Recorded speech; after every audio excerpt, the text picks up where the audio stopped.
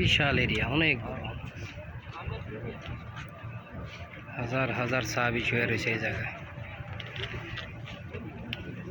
হযরত আলীর কবর কোনটা জানেন?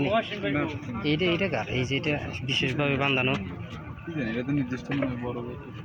না, এটার তো কোনো কেউ কারে জিগায় না, সাইনবোর্ডটা নাই। যে এইটা কার? আমি জানি এই জায়গায় আলীর কবর আছে, হযরত আলীর কবর আছে না, কিন্তু এইটা কারে যে এত সুন্দর করে ই করা? আর দেখ এদিকে যাই একটু।